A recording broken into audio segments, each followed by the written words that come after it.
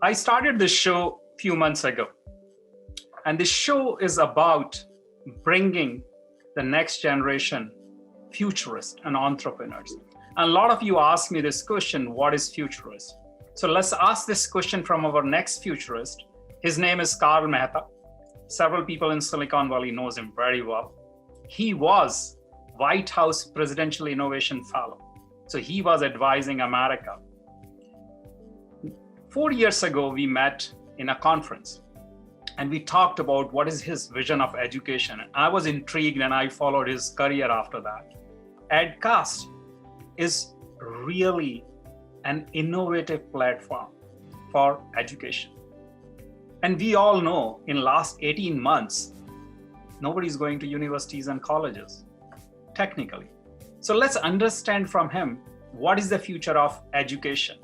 But Karl, I have one question for you before we start our show. Do you have a confession for our audience? Well, first of all, thanks Sanjiv for inviting me, and it's a great honor. I know you've invited some very successful and inspiring people who are way above my league. So I am quite humbled that I'm even in your list to get invited. So thank you very much. And you've done amazing stuff in your career, and I follow you and all the great work that you did for COVID, for India. It's just super commendable. So again, thank you for that. Well, I mean, in terms of confession, I don't think in terms of confession, but I do think in terms of regrets. There's many things probably that I would confess that I would regret about looking back. And I wish I knew those things when I was in my 20s or in my 30s or even in my 40s. So I'm giving away my age. I'm getting quite old. I'm 50 now. And as I learn every day, and I always look at it and say, what if I knew this thing 10 years back, 20 years back, 30 years back, and how would it change the trajectory or things? So yeah, I mean, there's lots of list of things that I would make it as a confession from a regret standpoint, which is, in your 20s, I would think that if I would have got an opportunity, I mean, I ended up being an entrepreneurial career choice. Actually, you are in civil services, right? Yeah, I've done a few other different things. Yeah, but a lot of things I learned the hard way, and whenever I'm still making mistakes every day and every week. And I wish that, I would have worked at some other startups with great entrepreneurs, and I would have learned all those things in my 20s and 30s, then I would not be making these mistakes now. So that's a confession to make, that, I did not choose some of the right career moves early on in my career, try to get ahead of myself. And I think being overambitious has probably hurt me more than being you sold your company for $250 million. You cannot say that, being overambitious. Yeah, I think all right. I look from the lens of less ambition or then ambition, which is kind of like the mid, and then there's overambition, right? There's a whole slide. I know what you mean. And I think it's important to kind of gradually go through that, as opposed to kind of jump on to being very overambitious in your 20s and 30s. And then you end up learning a lot of things the hard way, rather than learning it, from other people who would have already done those mistakes. So let me start with my first question. I always try to gather some stat. And this is what I found through different websites and my search. There are close to 20 million students who are in universities today. Yeah.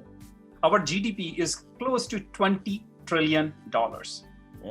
And education market is expected to be $2 trillion by 2025. Yeah. So that's almost 10% of our GDP.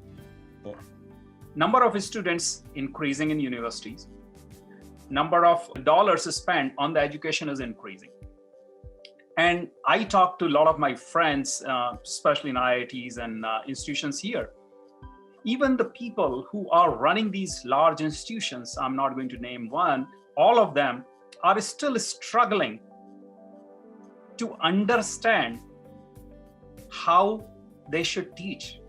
Because you and me grew up in a very different time. Education was very linear. Yeah. Now today, for us to be successful, you and me both know the linear education doesn't work. Mm-hmm. We live in a non-linear or exponential world. So I know Edcast, you started with the vision of exponential learning. Can you share something with our audience? What is the future of education, or what is really exponential learning?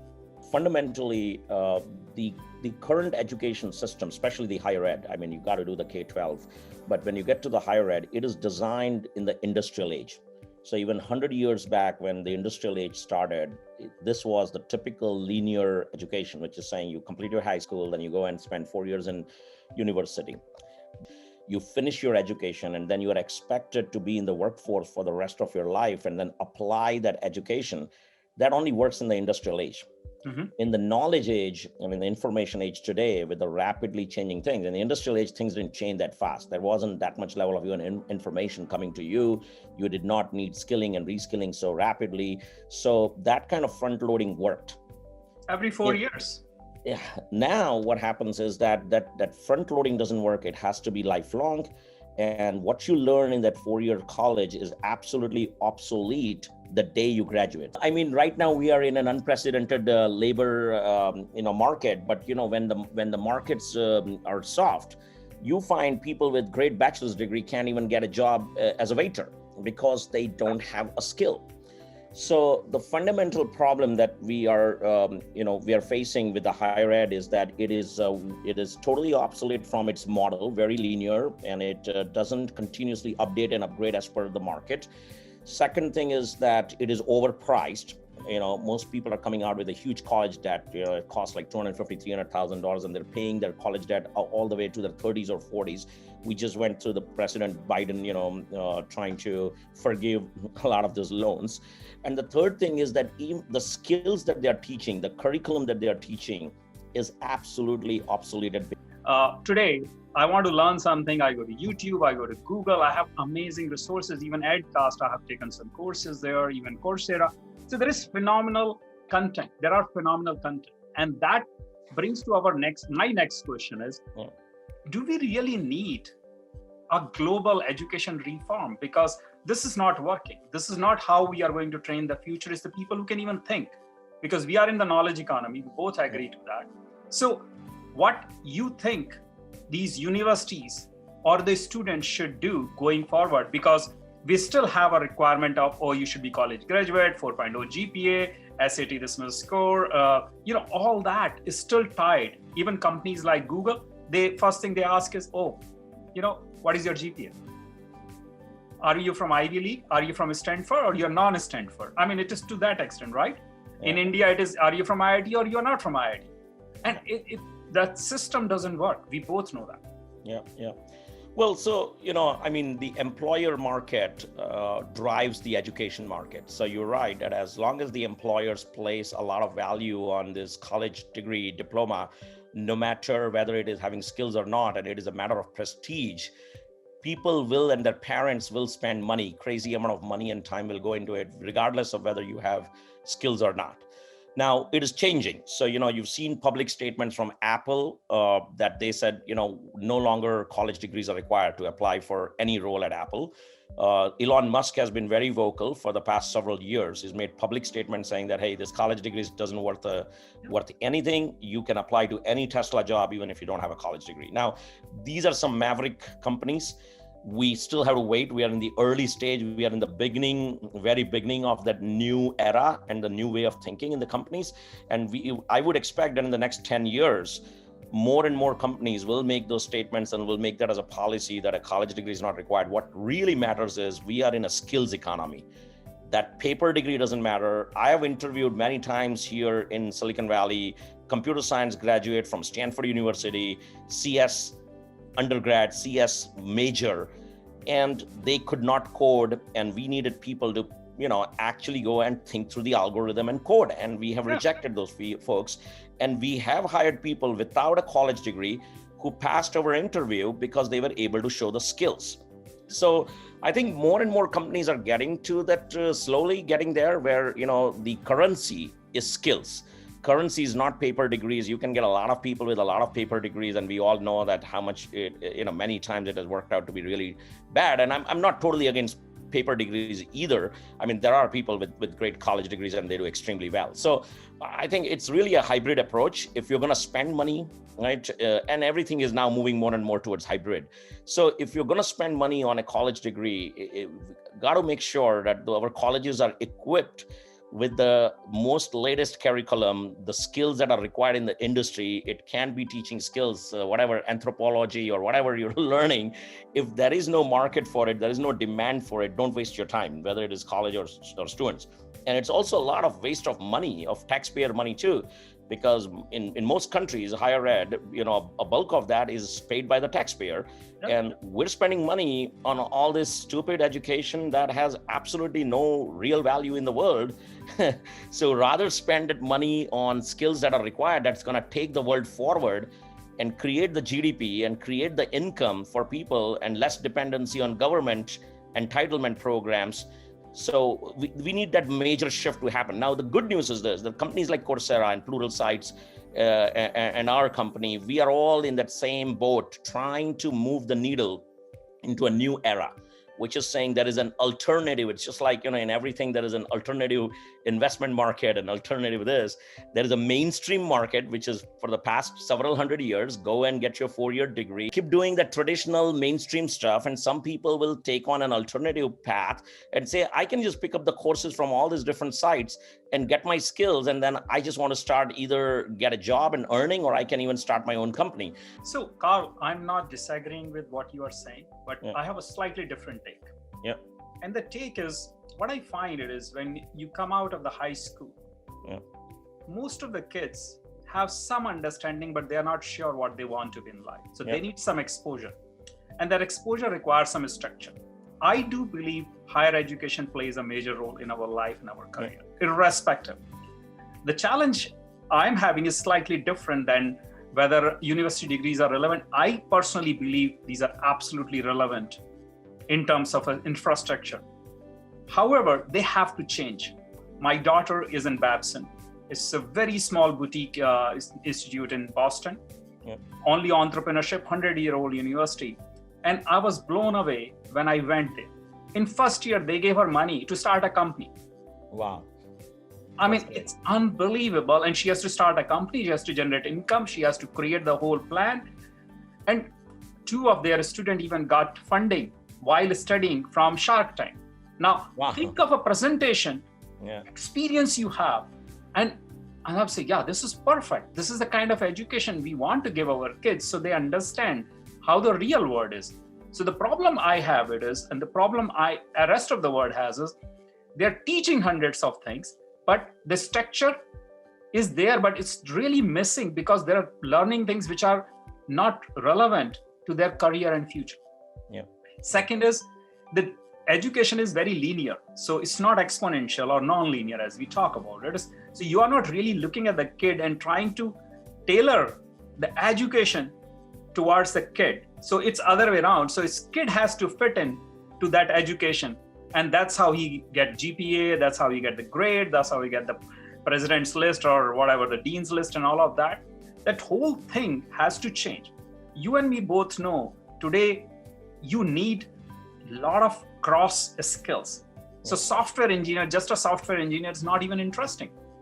You can get dime a dozen of software developer globally. You can have million software developer, but the people who are physicists, the people who are doctors, people who understand material science, who understand different diverse skill set, that's what we need. Like this person named Balram, he's a great engineer. He's the one who designed the helicopter for Mars. He works with NASA. I mean, these kind of people who understand material science to the nth level, and they do computers and robotics. Now, and nobody's teaching that even today. In the universities, we need to create an infrastructure where organizations like EdCast, Coursera, and universities like USC to Stanford, and even the government get involved and create new kind of curriculum. The problem is that curriculum. And until we fix that, it's not going to solve. And that curriculum it requires collaboration at every level. That's the simple thing I want to say. So, interesting question for you. We always talk about shortage of female employees or software developers. And there is you and me, we live in Silicon Valley. There are not enough of a female in computer science. Yeah. But if you look at the number, today, female students have outnumbered male students in higher education. Yeah. So where are these girls? Yeah. No, absolutely. There's a huge shortage of women in tech. Yeah. I think if we go to the high school scores, I read a study actually that was very interesting, that girls actually score better than boys in math and science. So it's ironic that despite in the high school, if the girls are doing better in math and science, but when it comes to college, they don't enroll into computer science or hard sciences, and they're going into liberal arts more, because from a graduation number standpoint, we are not graduating more women in computer science versus other fields. So I think there is a lot of work to be done by the actual universities. I know that MIT 2 years back or 18 months back, they now have a policy, 50% of the intake at MIT will be women or girls, right? So if every other college and university starts following the MIT model of saying 50% intake must be girls, then we'll have enough women in tech, which we need. Now, the other piece is not just college, as we were saying, it's the college education is not that important anymore. If you have it, it's great. If you have a degree, fine. If you don't have a degree, that's okay too. If you're in any other field, and if you're making only $60,000, $70,000, something, and you want to make a quantum jump in your income, like you want to make 120, 150K, computer science is the place, because everything is tech, every business is tech. So I would, and the great news about living in 2021 or in the past few years is there's so many options available, which were not there, 10 years back. Anywhere you look around, there are free courses that are great. You can go into a Stanford computer science course for no fees. That is amazing. So I think it all depends on the self-motivation of a person, because there has been a movement in the past 10 years about democratization of knowledge and learning. There is a massive amount of democratization that is available today. You can sign up for an edX course. You can sign up for any kind of courses, completed. And it is totally now on self-motivation and how much you're self-driven. If you want to. Now, the other thing is that, as much as this is all available, the big problem is that people, don't have that clarity that where do I go from point A to point B? There are so many people that I see, they're suffering with very low income. Like, somebody, a single mom is standing on her feet for 12 hours a day in a mall, doing a job and then taking care of a little child at home at a minimum income, which is a terrible, terrible life. Now, can we make a change in her life? Can we bring her into a desk job where she can get to sit and she gets 80,000, 150,000? Yes, absolutely. But how do we get that knowledge to them, to that person, and say, look, these are all your options available. Help them navigate from where they are today, enroll into it, complete it, and then they can increase their income and increase their quality of life. So I think there's a lot of work required to be done in that area, which is now that the availability is there and the path is there, low-cost path is there to get to your skills. Is important thing is to now get to every person, and that you absolutely right. It requires a multi-party approach. Government, education institutions, entrepreneurs, all of us have to come together and get people enrolled into it. We have to really talk about the education system of 2050. Yeah, it's not too far, 25 years. you're a long-term thinker. But we have to, Carl, think about it. We are going to have 10 billion people, no matter what. And if we don't fix this system today, we are going to have a chaos. Yeah. Because we will have a gap, a skill gap, with the opportunity gap. And the problem we are trying to solve of social equity for longest time, it will even go further. Yeah. Because the people who are smarter have the better education, they will continue to earn more and more. And the people who are not there, they will continue to have the problems like the single mom you're talking about. So until we build a better infrastructure, it's not going to happen. So I have a one gap. Yeah, I mean, look, with the internet, right? The wealth creation has gone exponential, right? People who are wealthy are becoming wealthier and wealthier, but also people who are less educated in lower jobs, their jobs are most vulnerable. They are, those jobs are moving away. These jobs are not earning higher income. So the income gap, even in the wealthiest country like America, is staggering. I mean, it's heartbreaking. Growing. It's heartbreaking, right? I mean, we see this very rich country, and we see people who are making a huge amount of money, but on the other hand, you also see people with homeless and all kinds of low-income jobs. So there is a huge work required to, and by the way, education, as we all know, coming from India and many other countries, is that education is the best equalizer. Right? I mean, we came from lower income families back in India as well. And the only way, we've increased our income is through education, or I would rather call the word skills now. Okay. We have to start replacing the word education with skills. I love that. I love that. Education does. Actually, you know what? That should be our mantra. Yeah. It's not about education, it's about our skills. Do you have a skills, or are we preparing our kids to have the right skills? Skills does solve the problem. You may be educated, but you may have no skills to help an organization. Sure. What can I do with that? Karl, I love to talk to you for hours. This is a phenomenal conversation. I want to thank you for your time today. I hope to have you back again on our show and talk about innovation framework and things you have done at White House, because those can be adopted at a global scale. I also want to thank all of our listeners. Because of you, we have the show. Thank you very much. Great. Thanks, Sanjiv. Take care. Bye.